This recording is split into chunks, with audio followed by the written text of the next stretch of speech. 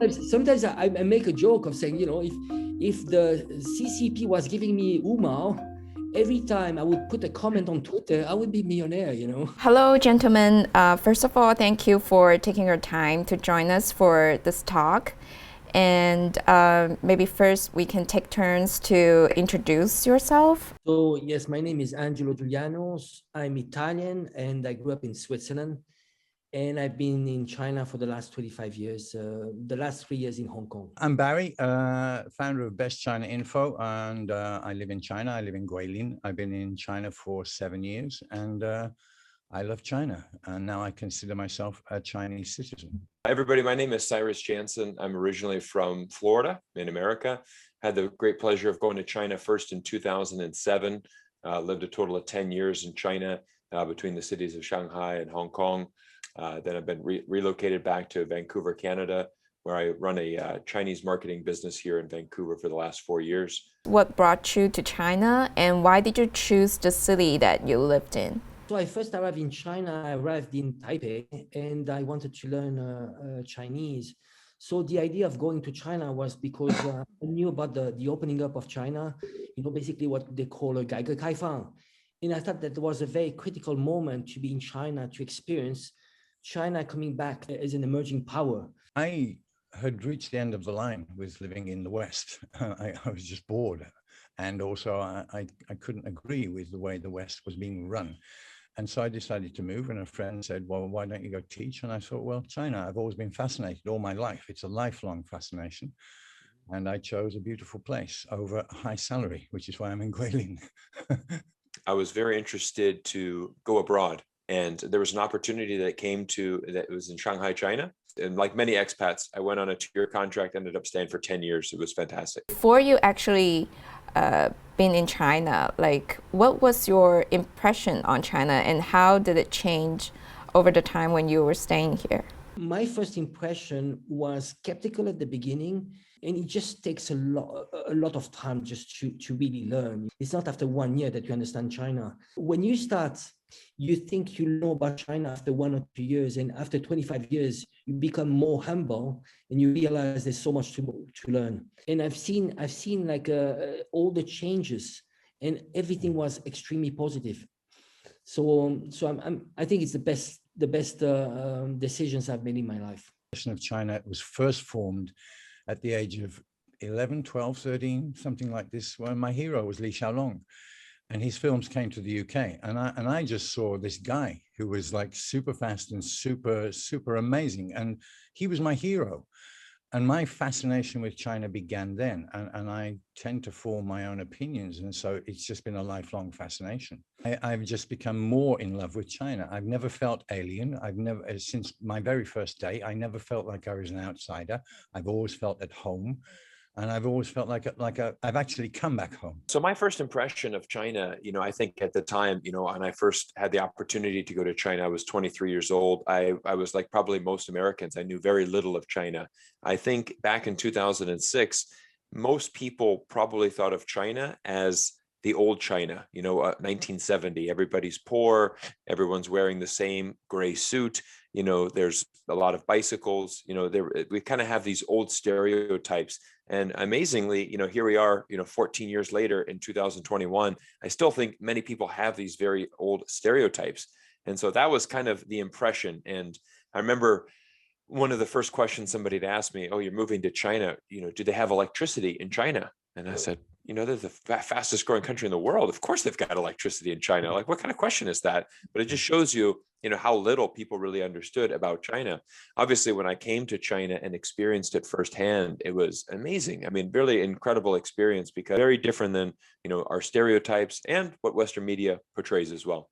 Do you feel like there have been some accusations from the West on China? Do you think it's fair, and what are the reasons of these accusations? I think we pretty much started at the same time. Cyrus, Barrie, so Daniel Dumbril.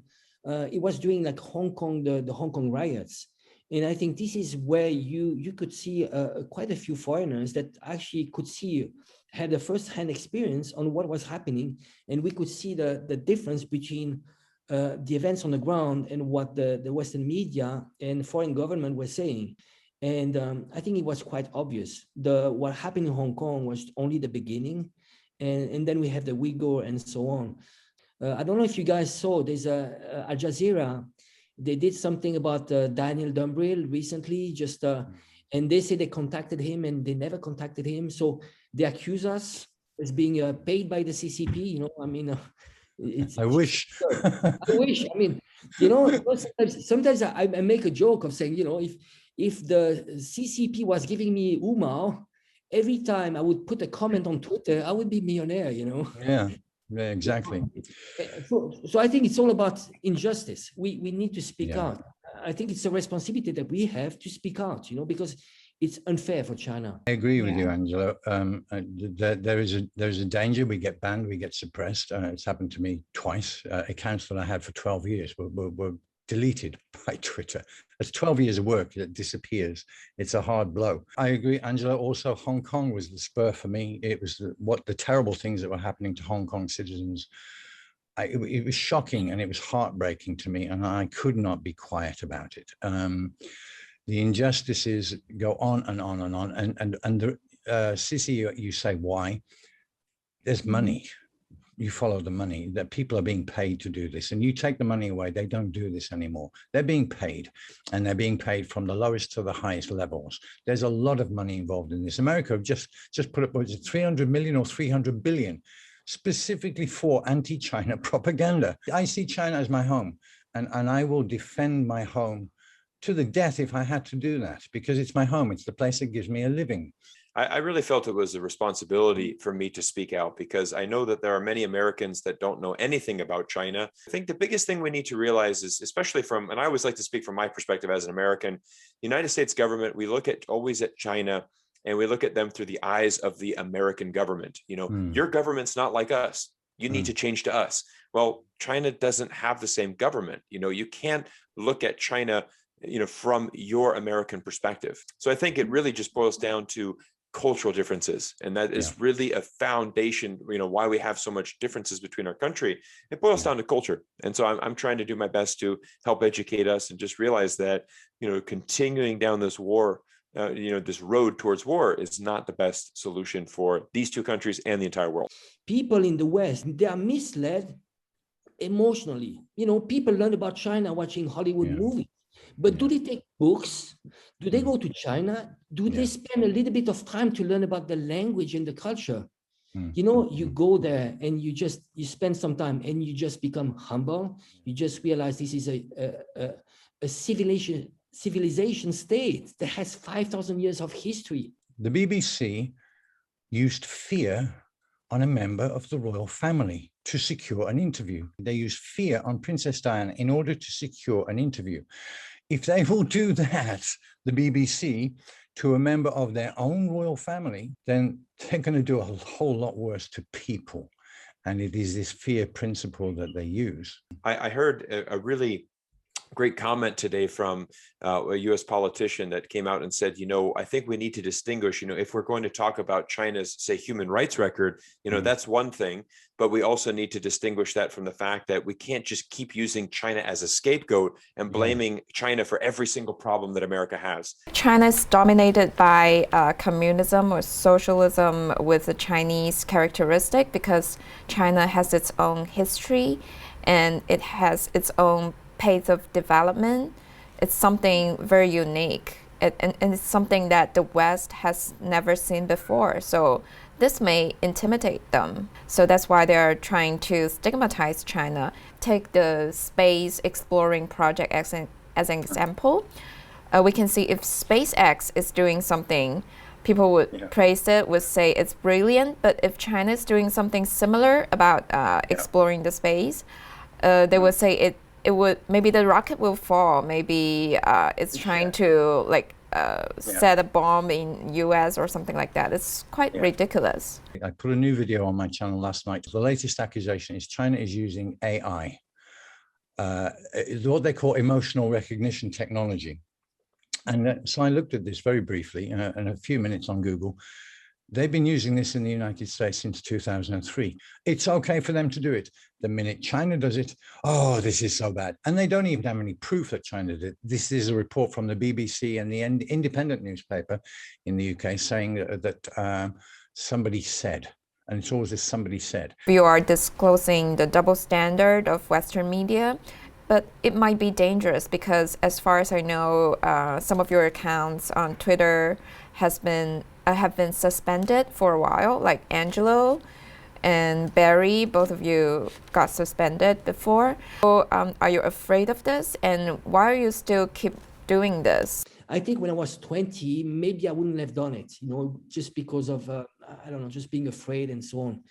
I think the stage of my life now, past 50, I realized that I have a responsibility. I need to leave something, and I'm not afraid. Why should I be afraid? We need to step out now. This is a critical time for us. We are supporting China. We are legitimate because we've been in China for a long time. This is the time for us to speak out. I think for me, the answer is very simple. Why do I keep doing this? It's because I'm fighting for a better world. I've got 3 young children. What world are they going to live in, 20 years from now when they are in university and they are, traveling the world? What kind of world are they going to be living in? This is definitely a fight worth fighting for. As a human being, not as a pro-China or pro-America, as a human being, you see an imbalance, you see an injustice. It's your duty because bad things happen when good people do nothing. And that's my maxim. We are not anti-American. I think if there are some victims here, it's the American people. They're victims of the system. When you look at all this money that is spent on regime change, on defense, and when you look at homelessness, only $4 billion would be necessary just to get rid of homelessness. You see all this money poured. So again, we're not anti-Americans. If there are victims here, it's the Americans. I just don't understand how United States senators are flying first class over to Hong Kong, taking photos with the protesters, and it's just such a double standard. And I called Ted Cruz out on this because I was very disappointed in his actions. He goes to Hong Kong, taking selfies with all these protesters. We stand with the people of Hong Kong. 1 year later, it said, well, we're not allowing any people from Hong Kong. They could be spies from Beijing. So it really wasn't about, standing with the people of Hong Kong. You just simply wanted to play democracy and use that to weaken the city of Hong Kong and to get at China. That's your motive. And again, here's my biggest issue. We got a lot of issues in Texas. That is where you are put in office to serve. Be selfish. Take care of the people of Texas. Many foreigners are making up their mind whether they are coming to China or not. And also China is more and more welcoming foreigners to live, work, and study here. But many people are still on the fence. So for those people, do you have any advice for them? So I probably get 1 to 2 emails a week from somebody that is, in their young 20s. Hi, Cyrus, I'm at university. I really want to go to China. Can you give me advice? And I always try to do my best to respond to those emails. And I'm always saying the same thing. The best way to jumpstart your career and to have really the best challenge. If I was to do it all over again, I would do the same thing. I would go right to China after university. It was the best learning experience in my life. And it really jumpstarted my career. And I don't know of any other country that's going to offer you, the same amount of experience that China can. I would say going abroad anywhere is a great experience, but why not do it in one of the fastest emerging economies in the world? But I believe this from my heart, that China is a good future for the world. And I genuinely believe that China honestly has this win-win thing. And my advice to anyone coming to China is, there's an old phrase, when in Rome, do as the Romans do. Or when I say, when in China, be Chinese. For the future, do you have any expectations on the development of China? We just need to hope that there's not going to be any confrontation, where we are going to focus on prosperity, on real human rights. So I'm very hopeful. I think time is on the side of China. When you look at all of these emerging technologies that are coming out of China, you can look at how they are investing tremendously in solar power, renewable energy, the electronic vehicle market, digital payments, central bank digital currency. I had an author of a book that was just published called Cashless. And he said, something that really stood out to me. The entire world owes a debt of gratitude towards China because they're the first major superpower to develop a central bank digital currency. And as a result, other nations that follow this line, because China was the trailblazer. And they are really showing the world this future technology. And that's really exciting.